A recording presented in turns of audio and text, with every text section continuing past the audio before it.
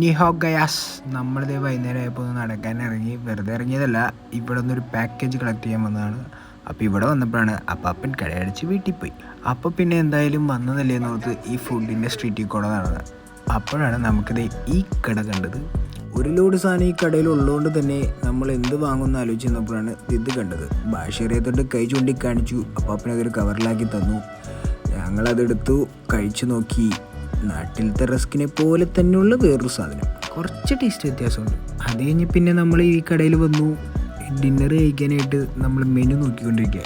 ചൈനയിലെ പ്രത്യേകത എന്താണെന്ന് വെച്ചാൽ ഇവിടുത്തെ കടകളിലെല്ലാം മെനു ചൈനീസിലായിരിക്കും. അപ്പോൾ നമ്മളിങ്ങനെ ഫോട്ടോ എടുത്ത് ട്രാൻസ്ലേറ്റ് ചെയ്ത് അതിനകത്ത് എന്തൊക്കെ ഉണ്ടെന്ന് നോക്കിയിട്ട് വേണം ഓർഡർ ചെയ്യാൻ. അത് കഴിഞ്ഞ് അതിനകത്ത് ഇഷ്ടപ്പെട്ടൊരു സാധനം തൊട്ട് കാണിച്ചപ്പോഴാണ് അപ്പാപ്പൻ ഈ സാധനം ഉണ്ടാക്കി തന്നത്. പ്രത്യേകിച്ചൊന്നുമില്ല, 2 ബണ്ണിനകത്ത് ലെറ്റ്യൂസൊക്കെ വെച്ച് ചിക്കൻ ഫില്ലിംഗ് ഒക്കെ വേണ്ട ഒരു സാധനം.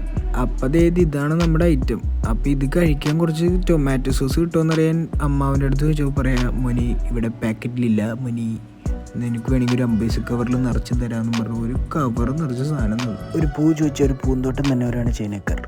അങ്ങനെ അതും വാങ്ങി വന്ന് സ്ട്രീമൊക്കെ കണ്ട് ഫുഡ് കഴിച്ച് ഞാൻ കിടന്നു.